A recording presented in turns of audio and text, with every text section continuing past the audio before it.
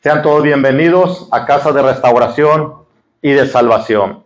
Y hoy vamos a estar hablando un tema muy hermoso, que espero que no solamente para mis hermanos que están aquí en el templo, sino para los que nos están acompañando por medio de la internet, sea de grande bendición. Y le voy a pedir que me ayude a abrir su Biblia, si tiene acceso a una Biblia. Si no hay Biblia, si ustedes que nos están acompañando, si tienen acceso a una Biblia y si puede, vamos a estar leyendo lo que es el Evangelio según San Lucas, capítulo 17, versículo 20 y 21. Lucas, capítulo 17, versículo 20 y 21. Y así si lo tiene, me dice un amén fuerte, y así mismo fuertemente empezamos a leer lo que es la Escritura. Y hoy vamos a estar hablando el tema acerca de un reino que no perece. Un reino que no perece. Muchas cosas, más bien dicho, todo lo que está en la tierra, un día va a perecer. Pero el reino de Dios es un reino que no perece. Lo tenemos. Dice lo siguiente: en el nombre del Padre, del Hijo y del Espíritu Santo, preguntando, dice, por los fariseos, ¿cuándo había de venir el reino de Dios? Le respondió y dijo, el reino de Dios no vendrá con advertencia, ni dirán, helo aquí o helo ahí, porque he aquí, el reino de Dios está entre vosotros. Puede tomar su lugar. El reino de Dios está sobre vosotros. Nosotros podemos observar, la Biblia habla mucho acerca del reino de Dios.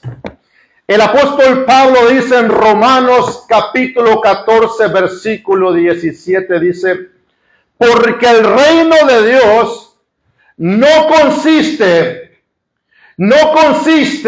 en comida ni en bebida, sino en justicia, en paz y gozo en el Espíritu Santo. Qué hermoso saber que el reino al cual ustedes sirven es un reino que no perece jamás. Cuando el apóstol Pablo escribe en Romanos capítulo 14, el apóstol Pablo, si usted lee todo lo que es 14, la mayoría de 14, el apóstol Pablo está diciendo, porque usted sabe que en los tiempos de la ley había comidas que eran prohibidas para comer. No todo se podía comer, no toda carne en el tiempo de la ley se podía comer. Había carnes que eran prohibidas por medio de la ley. Pero ahora estamos en el tiempo de la gracia. Creo que todos entendemos que ya estamos en el tiempo de la gracia. Y Pablo está debatiendo en ese momento porque unos comían de todo. Unos comían carne, pero otros, los más débiles en la fe, dice que solamente comían legumbres.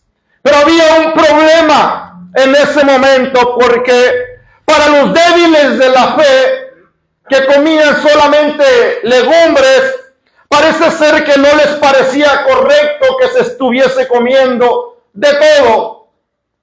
Y la verdad de las cosas, que si usted mira en la visión que el apóstol Pedro tiene, cuando Dios le muestra esa éxtasis, aparecen varios tipos de animales que parece ser que en la ley no se podían comer.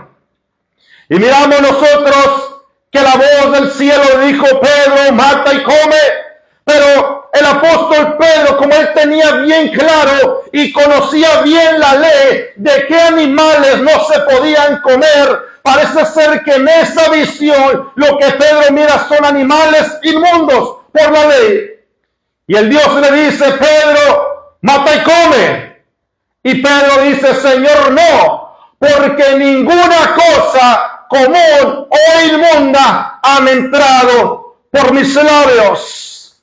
Pero el Señor le dice a Pedro, lo que yo he limpiado, tú no puedes llamar común, o tú no puedes llamar que no está limpio.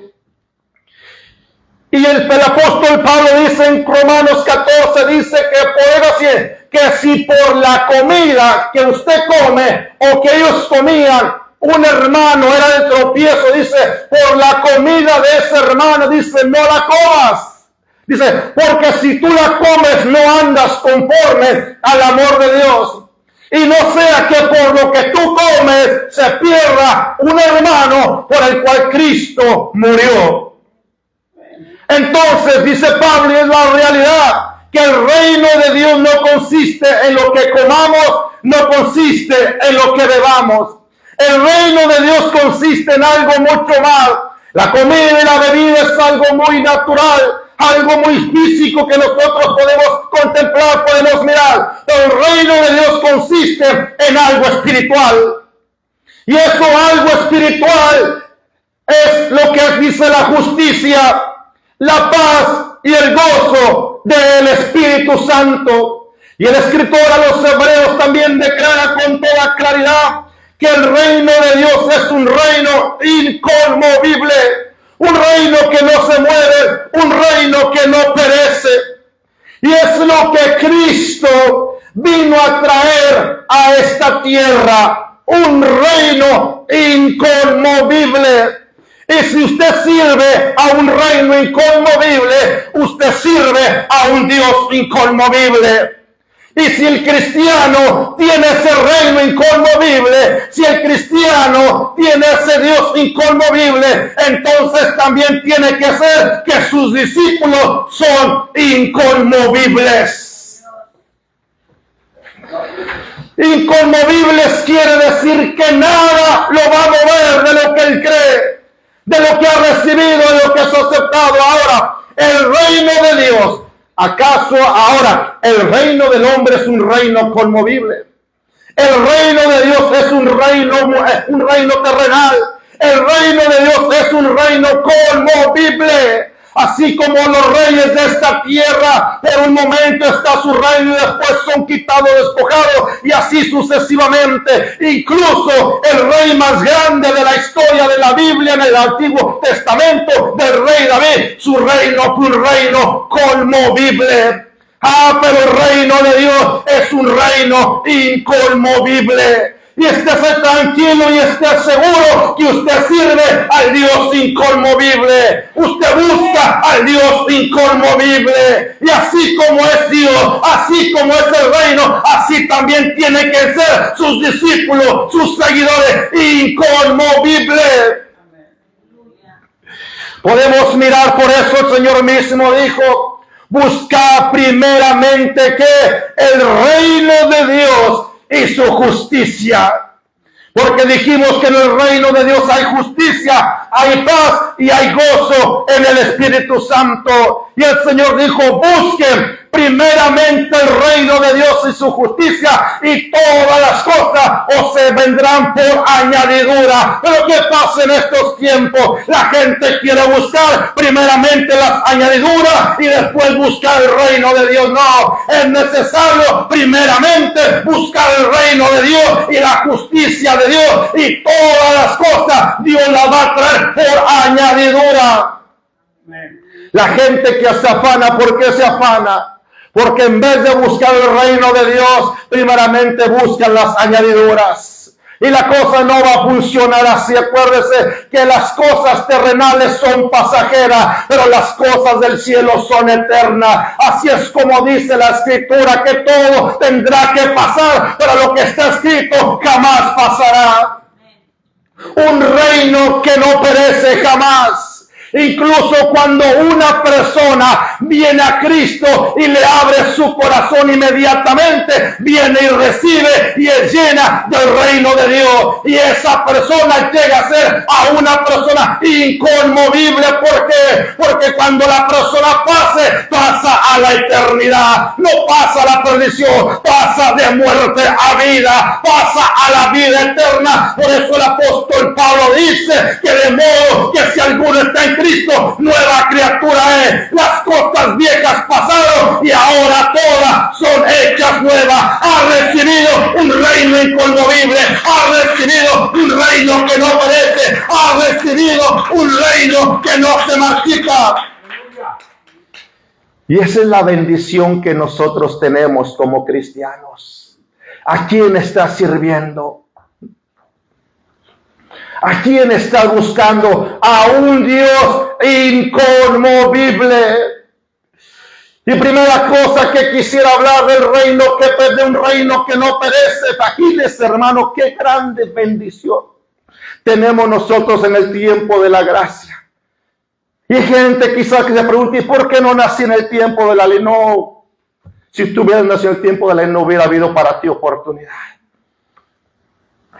Dios, primera cosa que quisiera hablar, imagínate, el Dios santo, el Dios eterno, el Dios inconmovible, ahora está entre nosotros. Porque si usted lea lo que es Isaías capítulo 7, versículo 14, cuando Isaías habla que una virgen dará a luz un hijo y llamará a su nombre Emmanuel.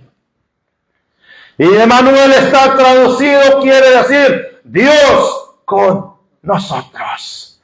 Dios con el ser humano.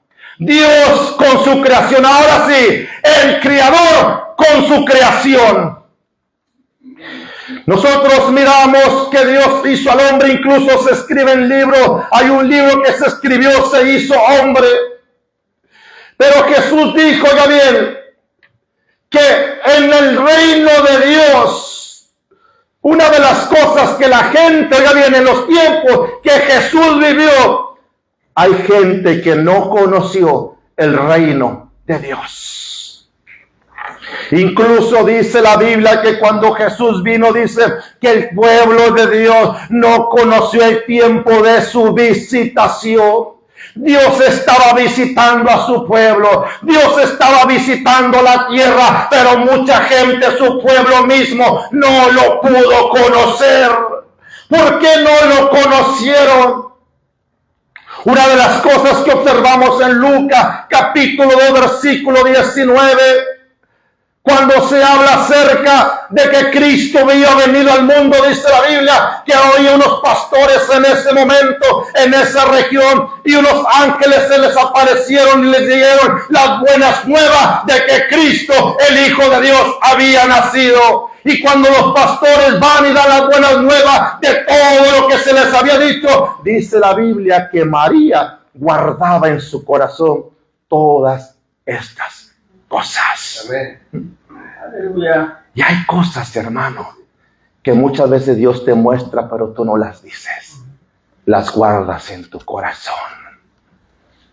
Hay cosas muchas veces que Dios te habla, pero tú no las cuentas. Las guardas en tu corazón. Y María empezó a guardar esas cosas en su corazón. Algo de bien, algo nunca antes visto estaba aconteciendo en ese momento. Algo nunca antes visto. Y si nosotros leemos en el Antiguo Testamento, el último profeta que Dios habló se llama Malaquías. Y Malaquías, en sus últimas palabras que él habla, dice que Dios iba a enviar a Elías, al profeta Elías, para hacer volver el corazón de los padres hacia los hijos y el corazón de los hijos hacia los padres. Ahora, cuando habla de que iba a mandar a Elías, no es que exactamente iba a ser Elías el profeta, iba a levantar a un hombre con el espíritu de Elías. 400 años de silencio, imagínense. Qué desesperación. Desde el Antiguo Testamento, el último libro de Malaquías, hasta Mateo, pasaron 400 años. Y en esos 400 años es conocido como el tiempo del silencio. donde Dios no volvió a hablar, donde Dios no levantó otro profeta, donde Dios ya no hablaba en ese tiempo, el tiempo del silencio. El que vino a romper ese tiempo del silencio de 400 años se llama Juan el Bautista. Fue el profeta que Dios levantó para romper el tiempo del silencio. Imagínense cómo ha de haber estado el pueblo. Saber que Dios no estaba hablando, saber que Dios no estaba levantando otro profeta, cómo el pueblo se sentía, porque incluso hasta nosotros, cuando nosotros oramos y miramos un silencio de Dios, ¿qué le pasa a usted? Llega a decir, ¿me estará oyendo Dios? ¿Estaré haciendo bien las cosas que Dios no me contesta? ¿Qué estaré haciendo mal? ¿Por qué Dios no me contesta si ya tengo un año orando por lo mismo? Tengo meses orando por lo mismo. Tengo años orando por lo mismo y Dios no contesta. Porque Dios no ha contestado, no quiere decir que no va a contestar. Una cosa le voy a decir. Cuando Dios guarda silencio, muchas veces detrás del silencio viene la bendición. Detrás del silencio de que Dios no ha hablado, porque el pueblo 400 años sin oír la palabra de Dios, pero como los planes de Dios eran perfectos y eran eternos, en los planes de Dios ya estaba que iba a levantar al Juan el Bautista. Las profecías del Antiguo Testamento se tenían que cumplir al pie de la letra y ya estaba profetizado que iba a levantar a un Mesías, pero también que iba a levantar a Juan el Bautista. Mi pregunta, ¿usted está pasando por el tiempo del silencio? ¿Está pasando por un tiempo de silencio usted? Donde Dios no le contesta, donde usted ora y no le contesta a Dios, y usted clama y no le contesta a Dios, y usted gime y no le contesta a Dios. Espérese, solamente sea paciente, siga esperando, siga confiando en Dios, porque Dios le contestará a su tiempo y le va a contestar para bendecirle. Y eso me recuerda la mujer, aquella mujer que le hacía injusticia, y el hombre injusto, el juez justo, que no hacía justicia, porque dice que este juez injusto ni tenía miedo, ni le tenía temor a Dios, ni le tenía mucho menos a los hombres. Pero esta mujer, a pesar de que ella sabía que ese juez era injusto, la mujer insistía. Le decía, hazme justicia de mi adversario. Hazme justicia de mi adversario, hazme justicia de mis enemigos. Y la mujer no se cansó y dice Dios, miras tú cómo ese juez injusto le pudo hacer justicia a una mujer siendo injusto. Cuánto más Dios no les hará justicia a aquellos de que claman de día y de noche. El problema muchas veces es que nosotros ya Dios no nos contesta y dejamos de clamar, dejamos de tocar, dejamos de buscar, de tocar la puerta. No, usted siga clamando. Quizás estás en el tiempo de Dios, pero déjame decirte que Dios te contestará, Dios te bendecirá, Dios responderá a tu petición y a tu necesidad, pero es necesario que no desmayes, porque Dios nunca va a desmayar. Desmayaremos nosotros, pero Dios no desmayará jamás. Y cuando se rompe el tiempo de silencio, aparece un gran profeta, el profeta Juan el Bautista. ¿Por qué el pueblo no lo recibió a él? Primero, porque no lo conoció. No conoció que las profecías de los profetas se estaban cumpliendo, pero no conocieron la profecía que se estaba cumpliendo. Algo nunca antes visto estaba pasando en ese momento. Ahora se había manifestado el Dios que se manifestaba. Oiga bien, el Dios que se manifestaba en el Antiguo Testamento por medio del fuego, porque a Moisés se le manifestó por medio del fuego. El Dios que se manifestaba por medio de un silbo apacible, porque a Elías se le manifestó por un silbo apacible. El Dios que se le manifestaba en el tiempo antiguo por medio de una voz, ahora se está manifestando por medio de su Hijo Jesucristo. Hermano, esa es una gloria grande. Dios ya no se manifestaría por medio de fuego, ya no se manifestaría por medio de una voz, ya no se manifestaría por medio de un viento. Ahora se estaba manifestando directamente con el hombre por medio de su Señor, de nuestro Señor Jesucristo. Si nosotros miramos las visitaciones divinas de Dios en el Antiguo Testamento, porque hubo visitaciones divinas de Dios en el Antiguo Testamento. Por ejemplo, una de las visitaciones divinas de Dios en el Antiguo Testamento es cuando Josué está a punto de entrar a Canaán. Dice la Biblia que Josué miró un varón parado con una espada en la mano, pero parece ser que Josué no conoció quién era ese varón. Y Josué se dio cuenta, ese varón no se parece a un varón del pueblo. Ese varón es diferente, ese varón es distinto. Y Josué se acerca al varón y le dice, ¿eres de los nuestros o eres de nuestros enemigos? Porque algo Josué era valiente. Yo pienso que Josué iba con la espada así. ¿De quién eres? ¿Estás con nosotros o no estás con nosotros? Pero Josué no sabía quién estaba delante de él. José pensaba que quizás era un enemigo o era en el pueblo. Y el Señor se limita y le dice, solamente como príncipe del ejército de Jehová he llegado a esta. ¡Qué cosa tan grande! Solamente como príncipe del ejército de Dios he venido a esta hora. ¿Quién era ese varón? Nada más y nada menos que el ángel de Jehová. Una cristofanía, una teofanía estaba viendo a Josué. Y cuando Josué se dio cuenta que era el ángel de Jehová, dice que se postró a tierra. Ya cambió su vocabulario. Ya no le dijo quién eres. Cuando se dio cuenta que era el ángel de Jehová, le dijo, Señor, ¿qué quieres que yo haga, Señor? Pero ¿sabe qué, hermano? Estamos viviendo unos tiempos donde puede estar la gloria de Dios paseándose aquí y la gente con los brazos cruzados.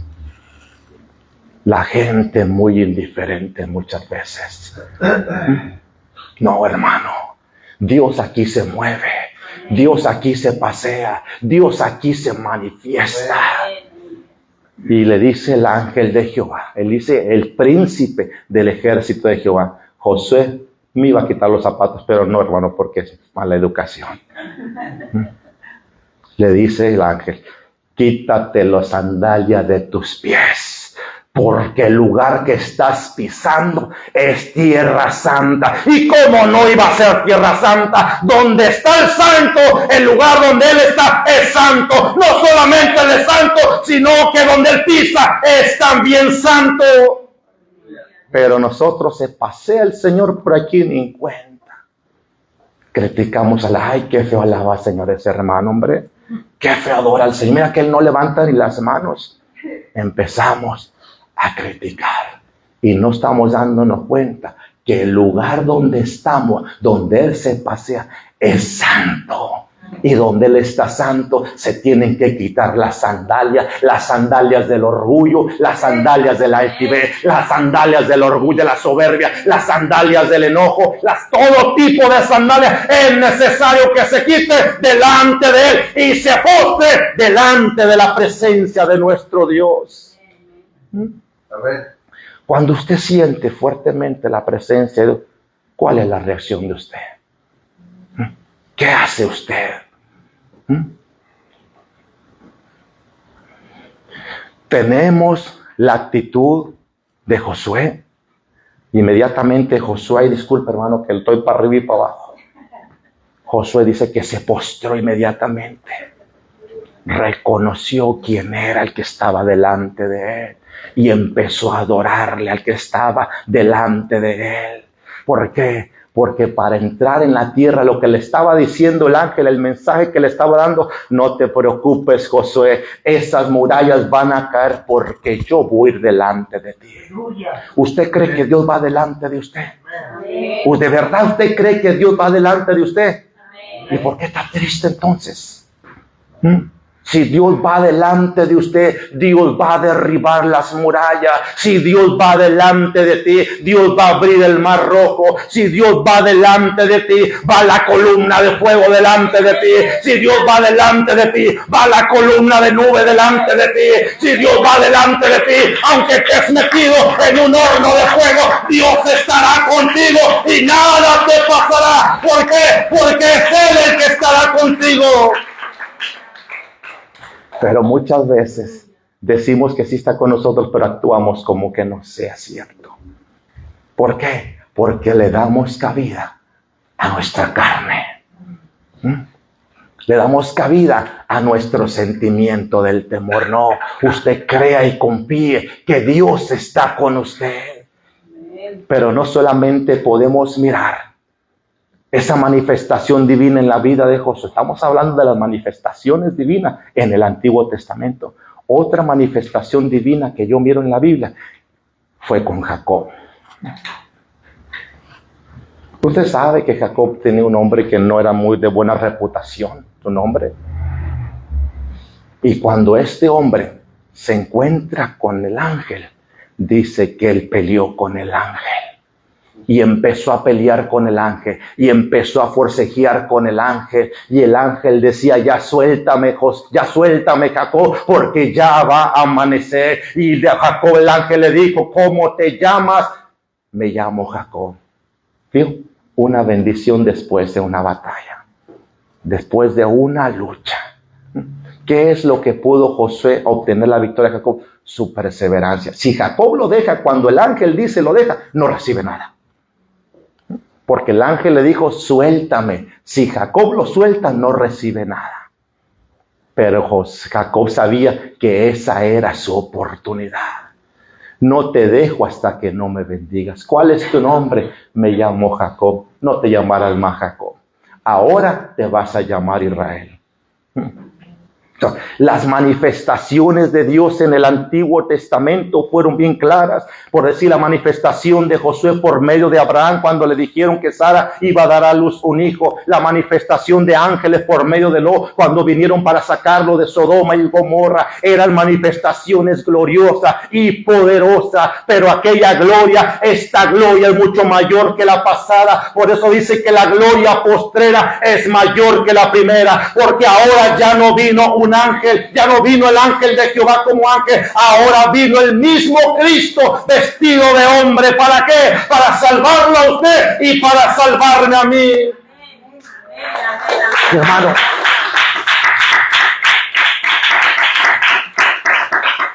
qué bendición tan grande. El mundo siendo visitado por el Hijo de Dios. Hermano, cuando viene el presidente cierran todo. Y más donde saben que va el presidente, póngale una escolta de policías. Si es posible.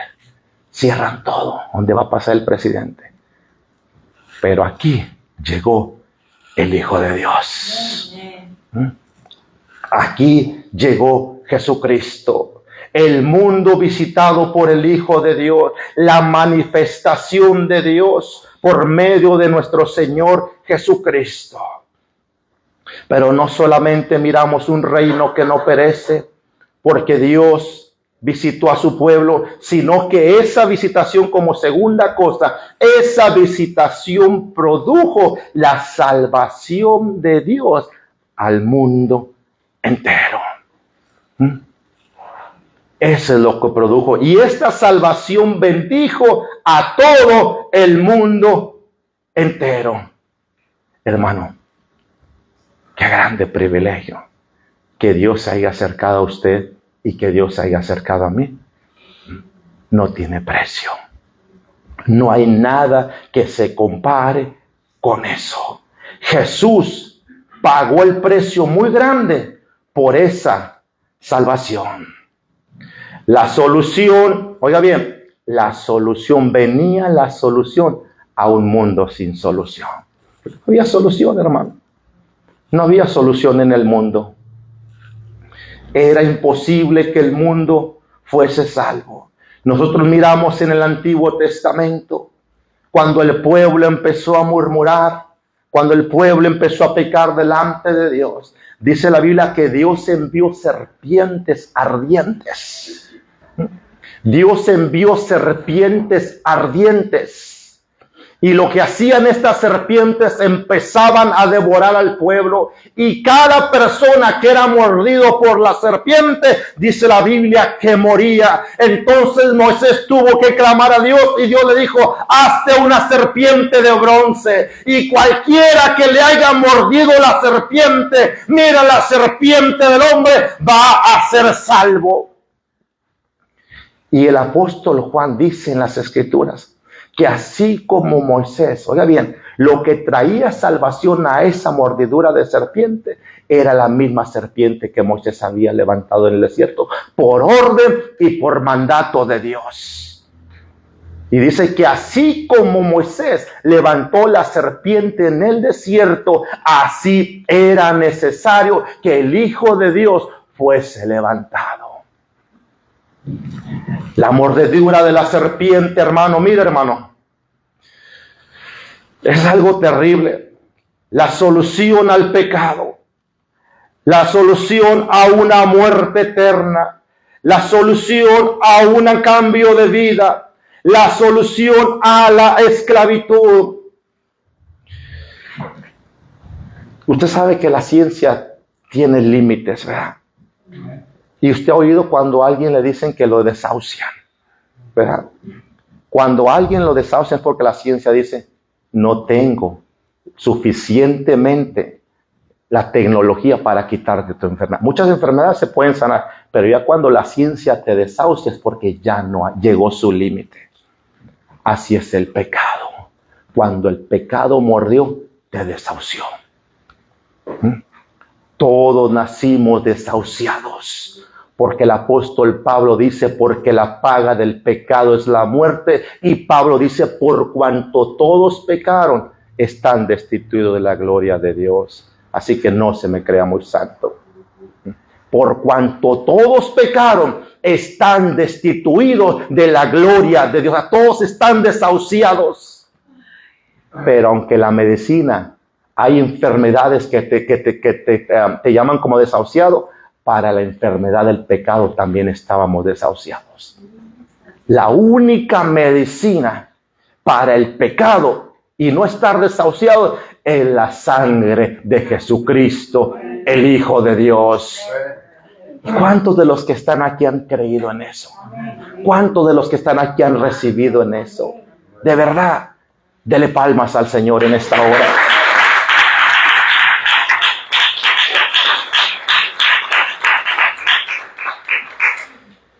La verdadera vida al mundo, la solución al pecado solamente se encuentra a través de la sangre de Jesucristo, el Hijo de Dios. Porque no hay otro Dios, porque no hay otro mediador entre Dios y los hombres, sino solamente Jesucristo, el Hijo de Dios.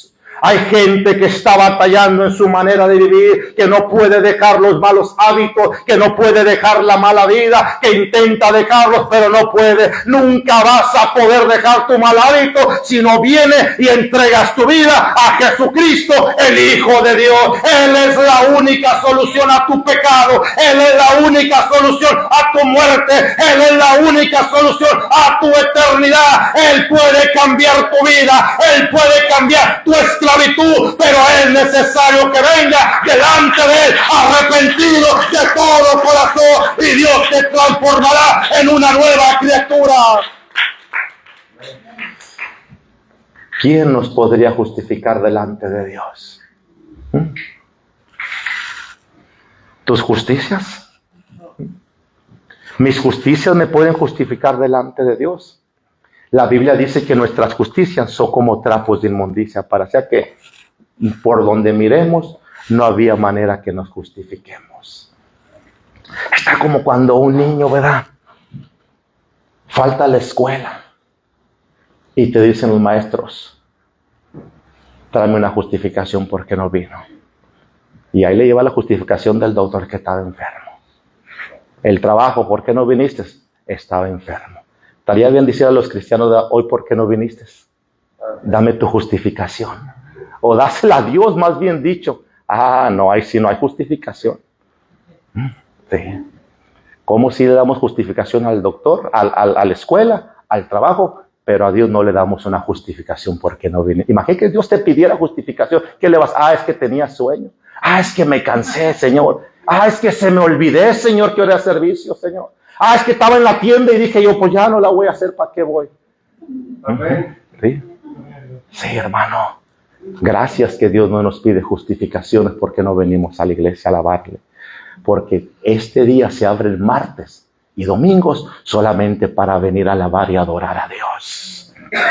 Tuvimos 5 días para hacer nuestras actividades y como cosa del mero día del servicio queremos hacer las actividades que tenemos que hacer de la semana. El mero martes queremos hacerla. Ahora, yo entiendo que hay gente que trabaja. No juzgo eso, no, yo sé, yo entiendo. Pero cuando no trabaja, pero como Dios no está con la vara así, con la espada así nomás, no. Le tenemos más miedo a la maestra, le tenemos miedo al jefe que nos vaya a correr, que al mismo Dios. ¿Sí o no es cierto? Porque Dios no nos está allá desde arriba con la espada así. No, hermano, reflexionemos, sirvamos a Dios. Pero hablando acerca de la justificación, tenía que haber una justificación para Dios. Para el hombre ser salvo, primeramente teníamos que presentar una justificación. ¿Por qué quieres que te salve tú? La única justificación que Dios iba a recibir era la de Jesucristo, su Hijo. Justificados. ¿Qué entiende usted por justificarse? Hay gente que se justifica, muchas puras mentiras. ¿Por qué no me diste ayer? No, es que estaba esto y lo otro. Y no era cierto, no lo estaba haciendo. No estaba haciendo eso, estaba haciendo otra cosa. Hermano. Sí, hermano. Y yo no entiendo, hermano, por qué la gente, por qué en veces, ni me voy a poner yo porque no quiero, por qué somos tan mentirosos en veces. Y eso ocurre mucho en los cristianos. Se justifican, y si fuera cierto, no se justifican con mentiras, eso es peor. Y tanto se justifican que se acostumbran a justificarse a puras mentiras. ¿Cómo crees que nos mira Dios? Bien hecho, mijo, tiene razón. No, hermano. Véngase a la casa de Dios cuando hay servicio. Véngase a la oración cuando hay oración, si puede. Si se queda dormido, así pasa, somos humanos. Pero que no vengas a la oración 3, 4 meses seguidos, no te quedaste dormido. Sí. Sí. Hermano, de verdad.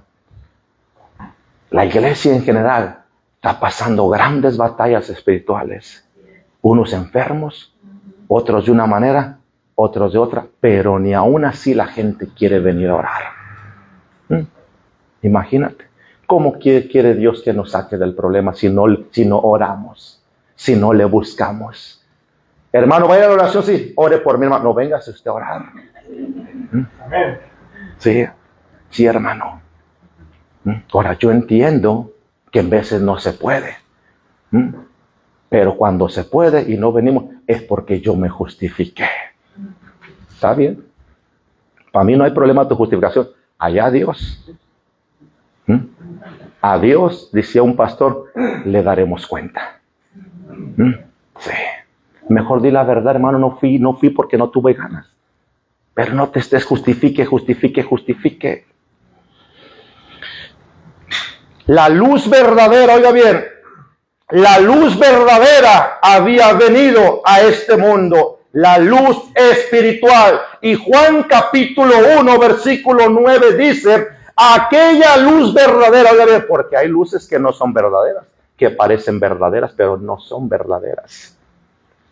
Aquella luz verdadera que alumbra a todos los hombres, venía al mundo. Y en el mundo estaba, hermano, esto está poderoso. En el mundo estaba, dice, porque dice, por él fue hecho, pero el mundo no, dice, en el mundo estaba y el mundo por él fue hecho, pero el mundo no lo conoció. El mundo no lo conoció. Y dice la Biblia que la luz vino al mundo. ¿Y sabe por qué no? ¿Por qué el mundo no le recibió? Porque la luz que tenía el mundo no era una luz espiritual. Dice la Biblia que los hombres amaron más las tinieblas que la luz, porque sus obras eran malas. Y yo en veces miro gente que está predicando y llega otro y lo quiere quitar de predicar. ¿Por qué? Porque la luz que está ahí predicando, a ti que eres tinieblas, te estorba. Donde hay luz, a las tinieblas le estorban la luz. Donde hay luz, las tinieblas no quieren estar. Pero tristemente los hombres, por eso tú evangelizas a la gente, le hablas de Cristo, le predicas y no quieren saber nada de Dios. ¿Por qué? Porque en las tinieblas que ellos están, no los deja ver la luz clara. Esa es la luz verdadera que alumbra al mundo entero. Pero los hombres amaron más las tinieblas que la luz, porque sus obras eran malas. Y hasta el día de hoy, hermano, las obras del hombre siguen siendo malas. Estamos viviendo los tiempos de Noé. Estamos viviendo como en los tiempos de Sodoma y de Gomorra. Y termino con esto. No solamente es un reino que no perece por la visitación de Él, no solamente es un reino que no perece por la salvación que trajo al mundo, sino que es un reino que no perece porque el tiempo de Dios para el mundo se había llegado. Este era un propósito de Dios. Imagínese. Miles de años fue creado el mundo y desde antes que el mundo fuese creado, usted y yo ya estábamos en los planes de Dios. Usted y yo ya entrábamos en los propósitos de Dios. Este era un propósito de Dios para el mundo, pero se manifestaría a su tiempo. Y llegó su tiempo. ¿Por qué?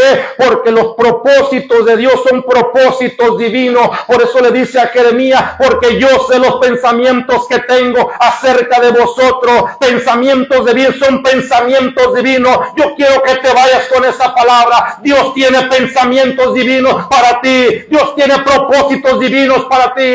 Dios quiere cosas divinas para ti. Dios tiene cosas divinas para ti. Pero es necesario que nosotros nos acerquemos a Él y le busquemos de todo corazón. Según nos escogió, oiga bien lo que dice Efesios, según nos escogió, dice, antes de la fundación del mundo. Todavía el cielo no existía, todavía la tierra no existía, y tú ya estabas escogido por Dios. Ya estabas en los planes de Dios, ya estabas en los propósitos de Dios.